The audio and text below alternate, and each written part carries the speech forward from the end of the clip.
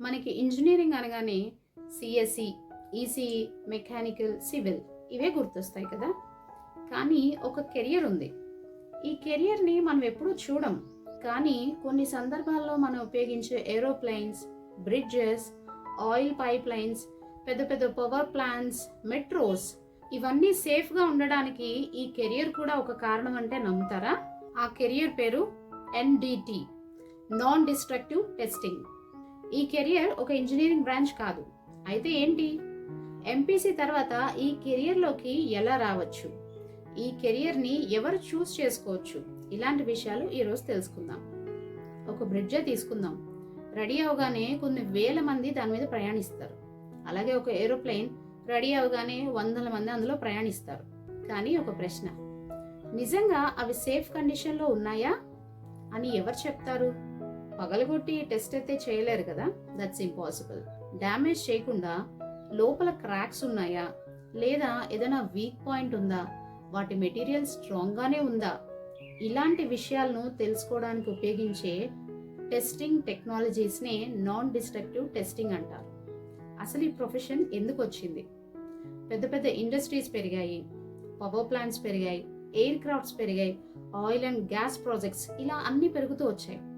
Technology ఎంత పెరుగుతుందో risk కూడా అంతే పెరుగుతుందన్న విషయం మనందరికీ తెలిసిందే. కొన్ని సందర్భాల్లో ఇలాంటి పెద్ద పెద్ద టెక్నాలజికల్ విషయాల్లో చిన్న హెయిర్ లైన్ క్రాక్ కూడా కొన్ని కోట్ల నష్టాన్ని కలిగిస్తుంది. అలాగే కొంత ప్రాణ నష్టాన్ని కూడా కలిగిస్తుంది. అందుకే డ్యామేజ్ చేయకుండా డిఫెక్ట్ని ఐడెంటిఫై చేసే ఫీల్డ్గా ఎన్డిటి డెవలప్ అయింది. ఎన్డిటి అనేది ఒక ఇంజనీరింగ్ బ్రాంచా? ఇక్కడే చాలా మంది కన్ఫ్యూజ్ అవుతారు. సాధారణంగా ఎన్డిటి అనేది ఒక ఇంజనీరింగ్ బ్రాంచ్ కాదు. ఇది ఒక స్పెషలైజ్డ్ కెరియర్ ఫీల్డ్. ఈ ఫీల్డ్లోకి రావడానికి 2 కామన్ రూట్స్ ఉన్నాయి. రూట్ 1, ఎంపీసీ తర్వాత బీటెక్లో మెకానికల్, సివిల్, ప్రొడక్షన్ ఈ బ్రాంచెస్ తర్వాత ఎన్డిటి సర్టిఫికేషన్ ద్వారా ఇండస్ట్రీ వైపు వెళ్ళడానికి, జాబ్ పర్పస్కి, లాంగ్ టర్మ్ కెరియర్ గ్రోత్కి ఇది బెస్ట్ రూట్. రూట్ 2, ఎంపీసీ తర్వాత కొన్ని recognized NDT training certification programs ద్వారా ఎంట్రీ లెవెల్లో కెరియర్ని స్టార్ట్ చేసుకోవచ్చు. కానీ career growth, promotion, technical roles కోసం ఇంజనీరింగ్ డిగ్రీ చాలా ఉపయోగపడుతుంది. సో రూట్ 1 అనేది ఎప్పుడు బెస్ట్ ఆప్షన్. ఈ కెరియర్ అసలు ఎవరి కోసం? ఏసీ రూమ్లో రోజంతా ల్యాప్టాప్ ముందు కూర్చునే జాబ్ కావాలి అనుకుంటే ఇది మీ చాయిస్ కాకపోవచ్చు. ఎందుకు అంటే ఒక బ్రిడ్జ్ నా వల్ల సేఫ్ అయింది, లేదా ఒక ఎయిర్ క్రాఫ్ట్ కాన్ఫిడెంట్గా ఫ్లై అయింది, లేదా ఒక ఫ్యాక్టరీ యాక్సిడెంట్ నుంచి తప్పించుకుంది, ఇంకా ఒక ట్రైన్ సేఫ్గా రన్ అవుతుంది. ఇలాంటి ఒక సాటిస్ఫైడ్ ఫీల్ కావాలి అనుకుంటే ఈ కెరియర్ మీకు బెస్ట్ చాయిస్ అవ్వచ్చు. ఈ కెరియర్ అనేది ఒక రెస్పాన్సిబిలిటీ బేస్డ్ జాబ్. కొన్ని రోజులు సైట్స్లో వర్క్ ఉండొచ్చు, కొన్ని రోజులు ప్లాంట్స్లో, కొన్ని రోజులు ఫ్యాక్టరీస్లో, కొన్ని రోజులు ఇన్స్పెక్షన్ లొకేషన్స్లో ఉండొచ్చు వర్క్. ప్రతిరోజు వర్క్ ఒకే డెస్క్ అయితే కాదు. ఈ కెరియర్లో సక్సీడ్ అవ్వాలంటే ఏం చేయాలి? జనరల్గా మనందరికీ ఏమైనా పెద్ద పెద్ద ప్రాజెక్ట్స్, బ్రిడ్స్ ఇలాంటివి చూసినప్పుడు ఇనుము కనిపిస్తుంది. కానీ ఒక ఎన్డిటి ప్రొఫెషనల్కి మాత్రం ప్రమాదం కనిపిస్తుంది. పైకి చూసే వాళ్ళందరికీ అది బాగానే ఉన్నట్టు అనిపిస్తుంది.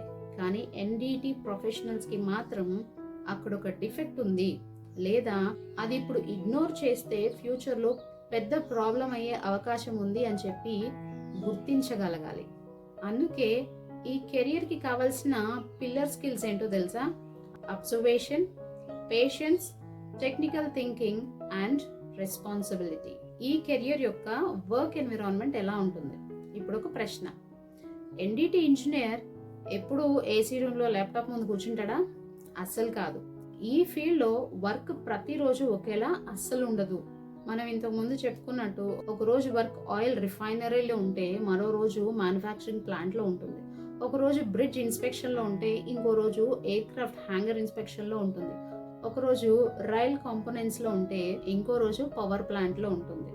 ఇంకో ముఖ్యమైన విషయం ఏంటంటే ఎన్డిటి ప్రొఫెషనల్స్ ఏ వస్తువుని తయారు చేయరు. తయారైన వస్తువు సేఫా కాదా అని మాత్రం వెరిఫై చేస్తారు.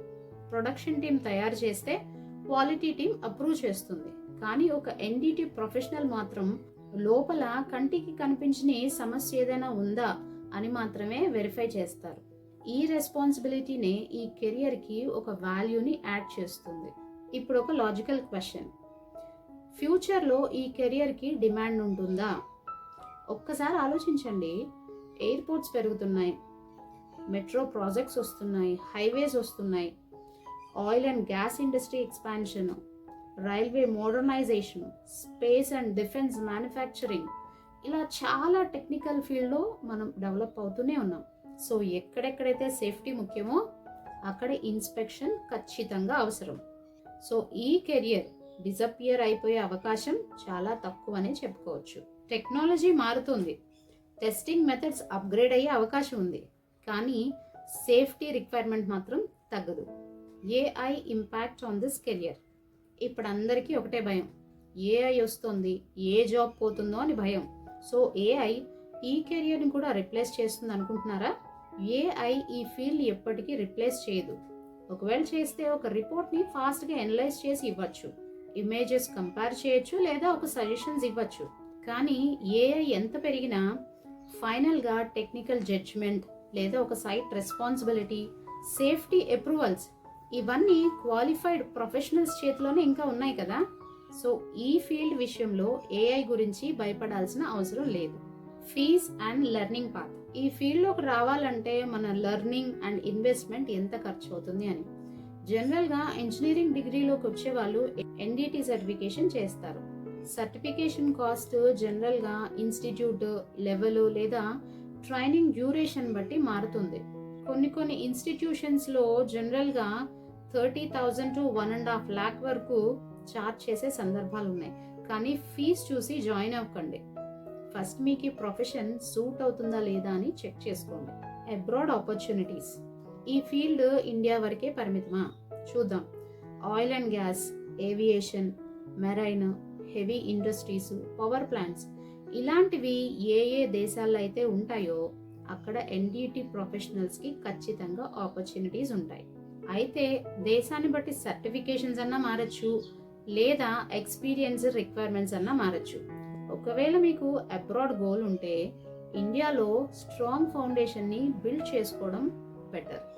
ఇప్పుడు ఒక కెరియర్ కౌన్సిలర్లా కాకుండా జనరల్గా మాట్లాడుకుందాం. ఈ కెరియర్ని స్టేటస్ కోసం చూస్ చేయకుండా సాలరీ కోసమో లేకపోతే ఇంకెవరో రికమెండ్ చేశారనో చూస్ చేయకండి. అయితే ఈ కెరియర్ మీకు సూట్ అవుతుందా లేదా ఎలా చెక్ చేయాలి? మీకు మెషిన్స్ అంటే ఇంట్రెస్ట్ ఉందా? అబ్జర్వేషన్ స్ట్రాంగ్గా ఉందా? ఫీల్డ్ వర్క్ అంటే భయమే లేదా? క్వాలిటీ, సేఫ్టీ ఇలాంటి వాటి మీద ప్యాషన్ ఉందా? అలాంటప్పుడు ఈ కెరియర్ని మీరు ఎక్స్ప్లోర్ చేయొచ్చు. రోజంతా ల్యాప్టాప్ ముందు కోడింగే చేయాలి, లేకపోతే ఆఫీస్ లైఫ్ మాత్రమే కావాలి అనుకునే వాళ్ళకి ఇది బెస్ట్ ఆప్షన్ కాకపోవచ్చు. కెరియర్ అంటే ఏది పాపులరో అది కాదు, మీ పర్సనాలిటీకి ఏది ఫిట్ అవుతుందో అది. ఈరోజు మనం ఎన్డిటి కెరియర్ గురించి సింపుల్ లాంగ్వేజ్లో అర్థం చేసుకున్నామని అనుకుంటున్నాను. కానీ ఇంకా చాలా క్వశ్చన్స్ మిగిలిపోయినాయి. ఒకవేళ ఈ ఫీల్డ్లోకి రాదలుచుకుంటే దానికి సంబంధించిన కోర్సెస్ ఎక్కడ నేర్చుకోవాలి, బెస్ట్ ఇన్స్టిట్యూషన్స్ ఏవి, సర్టిఫికేషన్ ఎలా చేయాలి, దీంట్లో శాలరీ గ్రోత్ ఎలా ఉంటుంది, కెరియర్ రోడ్ మ్యాప్ ఎలా ఉండాలి, ఇటువంటి డీటెయిల్స్ ఇంకా కావాలి అనిపిస్తే మీరు నాకు కామెంట్ చేయండి. నెక్స్ట్ వీడియోలో చేయడానికి ట్రై చేస్తాను.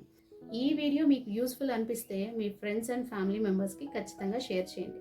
ఎందుకంటే ఒక హిడెన్ కెరియర్ ఒక స్టూడెంట్ ఫ్యూచర్ని కంప్లీట్గా మార్చేయగలదు. ఇంకొక విషయం చెప్పాలండి, నా ఉద్దేశం ఒక కోర్స్ని ప్రమోట్ చేయడం కాదు, అలా అని ఒక కాలేజ్ని రికమెండ్ చేయడం కూడా కాదు. కానీ తెలుగు స్టేట్ స్టూడెంట్స్కి తెలియకుండా పోతున్న హిడెన్ కెరియర్స్ని వారి ముందుకు తీసుకురావడమే నా లక్ష్యం. అలాగే ఈ కెరియర్ గురించి విన్న తర్వాత 10 రేటింగ్లో మీకెంత ఇంట్రెస్టింగ్గా అనిపించింది నాకు కామెంట్స్లో రేటింగ్ ఇస్తారా? మరొక కెరియర్ డీప్ డైవ్ వీడియోలో కలుద్దాం. Until then stay tuned to Annie's career talks. నమస్తే.